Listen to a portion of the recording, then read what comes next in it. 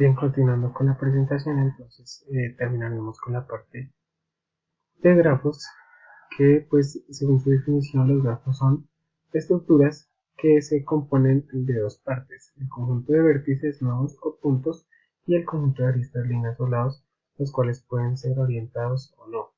Este tema de grafos es bastante extenso, es un tema que no solamente es de programación, sino también tiene mucho que ver con la parte de matemáticas, en donde la mayoría de sus ejemplos y aplicaciones son con respecto a la unión entre uno o diferentes puntos y las distancias que hay entre ellos, que en este punto se llaman peso, eh, el número de líneas, las direcciones hacia dónde van, cuál es el punto de inicio y cuál es el final, el tipo de grafos, que pues a grandes rasgos voy a explicar a continuación.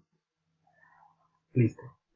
Entonces, los grafos, pues sus componentes básicas son los vértices y aristas, que era lo que les comentaba en el anterior apartado, y en general un grafo es una forma de representar relaciones que existen entre pares de objetos. Así, un grafo es un conjunto de objetos llamados vértices y relaciones entre objetos que establecen una relación entre pares y de vértices representadas por aristas, ¿sí?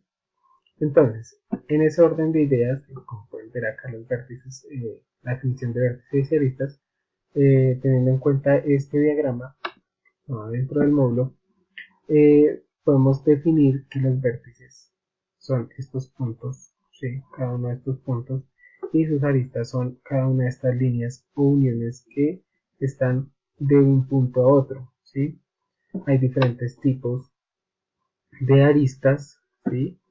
O de grafos, que más adelante ya les voy a explicar cómo son, y una de las aplicaciones, o como le decía, uno de los ejemplos más comunes son estos, por ejemplo, de distancias, por ejemplo, de ciudades, de una ciudad a otra, eh, cómo se puede representar, digamos, su distancia, en qué direcciones, y eh, el número de rutas, por decirlo, de caminos que tendría cada una de estas rutas. ¿Listo? Continuamos. Entonces, tipos de grafos, como le decía, hay tipos de grafos dirigidos o no dirigidos. Eh, los dirigidos también como llamados como digrafos, que son ¿cuáles? Los que tienen un inicio o un punto de partida y un punto de llegada, por decirlo, un destino, ¿sí? Y los no dirigidos, que simplemente tienen sus vértices y sus aristas sin ninguna dirección, como se puede ver o apreciar dentro de este diagrama que está acá. Simplemente están unidos por sus respectivas eh, conexiones, pero no tienen ninguna representada por una señal, cuál es el punto de partida y cuál es el destino, ¿sí? Esto cambia mucho, aunque no parezca, cambia mucho el sentido o la dirección de estos tipos de grafos, ya que, por ejemplo, en algunas de sus características es importante saber si son dirigidas o no, para hacer algunas, para obtener algunas características, como por ejemplo sus niveles, ¿sí? O saber cuántas líneas o cuántos vértices son las que salen de un mismo punto. Entonces, como le decía, por ejemplo, el grado es de un vértice. U es el número de vértices adyacentes a U para un grafo dirigido. El grado de salida de un vértice U es el número de vértices adyacentes desde U, mientras que el grado de entrada de un vértice U es el mismo de vértices adyacentes a U. Yo sé que suena un poco enredado, pero ya lo voy a explicar. Acá tenemos la representación gráfica de un grafo no dirigido y de un grafo dirigido, como le decía hace un momento. Cuando es dirigido, pues tiene un punto de partida, obviamente sabemos que es A, ya que apunta hacia el punto B, por ejemplo, en este caso. Mientras que acá no sabemos si el punto de inicio es A o B, por ejemplo, ¿sí? Entonces, ¿esto en qué cambia? Por ejemplo, para ver el nivel. El nivel de A en este caso es 3. ¿Por qué? Porque salen 3 vértices desde A, que no sabemos si son de entrada o salida, pero salen 3 vértices, como lo muestra acá, son 3, ¿sí? Y si vemos B también tiene 3, porque tiene acá 1, que salía hacia A, una D y una hacia E. O igual que el punto E, bueno, que no alcanza a salir acá, pero que tiene 4, ¿sí? Tiene 4 entradas o salidas. Mientras que sí afecta mucho cuando es dirigido, ya que solamente acá, por ejemplo, tendría a 2, ¿sí?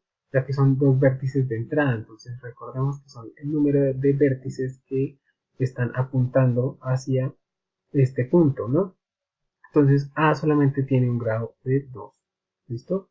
Y B, por ejemplo, solamente tendría 3. C no tendría ninguno porque no hay ningún vértice que le está apuntando. ¿Listo? Teniendo en cuenta esto, ahora vamos a ver la parte de matrices adyacentes. Un grafo puede representarse mediante una matriz. Entonces ya creo que sabemos que es una matriz claramente. Esta es la forma más sencilla de representar un grafo. A esta matriz se le conoce con el nombre de matriz adyacente. Esta matriz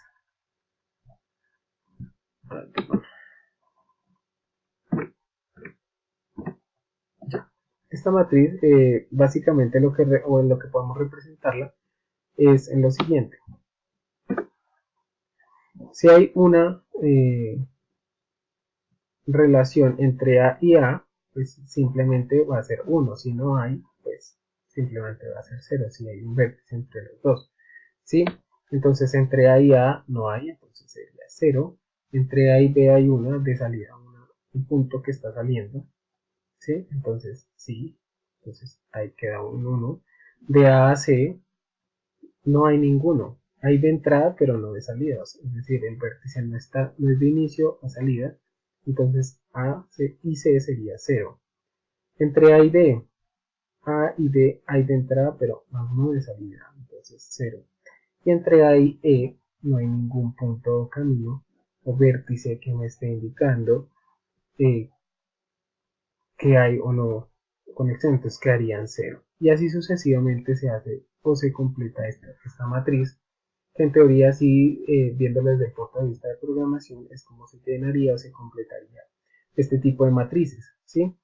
Bien, esta estructura de datos, perdón, utilizando las matrices bidimensionales en donde se completarían los datos por medio de ciclos o indicando cada uno de los valores. Listo, eso, la anterior era teniendo en cuenta que el tipo de datos, perdón, que el tipo de grafo fuera dirigido. Ahora teniendo en cuenta que el grafo no sea dirigido, pues básicamente sería muy similar, simplemente lo que cambia es que todas las salidas o vértices contarían, ¿sí? Entonces, entre A y A pues no hay vértices, ¿no? Entre A y B sí hay vértices. Entre A y C también hay, porque no se sabe si es de entrada o de salida, pero hay un vértice. Y entre A y D hay también un vértice. El único que no hay es entre A y A, perdón, y entre A y E. Son las únicas que representan 0. Entonces, cada vértice, cuando no son dirigidas, pues contaría en una matriz adyacente. ¿Listo? Eso es básicamente la teoría, así muy general y a grandes rasgos. Y en la parte, pues ya, del código, esta parte que era de árboles. Listo, entonces vamos a empezar con grafos. Es un acercamiento muy general realmente del código. No tendrá discusión, simplemente es la parte medianamente teórica reflejada hacia la parte del código, como sería aproximada a Java. ¿Listo? Entonces, básicamente lo que hice fue crear una clase, una subclase llamada caminos, ¿sí?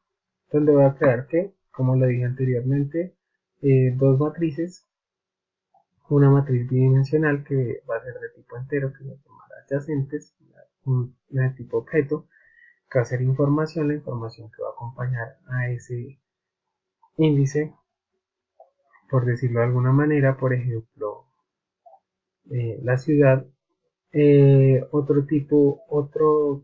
otra variable de tipo entero que se va a llamar nodos y otra de tipo booleano que se va a llamar vacío y va a estar en true, ¿sí? O sea, va a estar activo, que lo vamos a pasar inicialmente como vacío.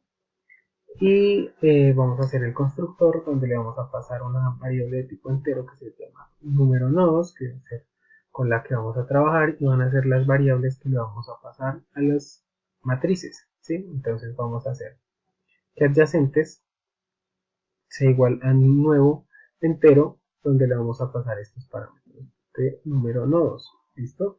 Y en información vamos a hacer lo mismo, pero con el objeto, ¿listo? Luego lo que hacemos es un for y un for aniidado para este tipo de matrices, como lo vimos en el primer módulo, en donde utilizamos variables como i y j para representar las dimensiones de estas matrices, y lo que hacemos es pues llenarlos con los datos, ¿verdad? ¿Listo? Seguido de eso lo que hacemos es que pasamos el parámetro de nodos y lo igualamos a número de nodos, que es el valor que tenemos acá, ¿sí? Y luego hacemos un método booleano para que nos retorne el vacío. Este pequeño programa o esta pequeña indicación de código lo que nos indica, básicamente lo que nos quiere mostrar, es cómo podemos completar o rellenar los datos de una matriz adyacente, de una matriz bidimensional, también que la que usamos teniendo en cuenta la programación que estamos usando, el lenguaje de programación que es Java, y de esta forma pues se podrían completar o llegar a completar los datos haciendo un programa más avanzado. Este es un tema bastante extenso, es un tema bastante amplio, y la demostración también en código es bastante amplia, pero a grandes rasgos eso sería, digamos, que la representación teórica y práctica de grafos, de pilas y colas y de árboles binarios. Muchas gracias.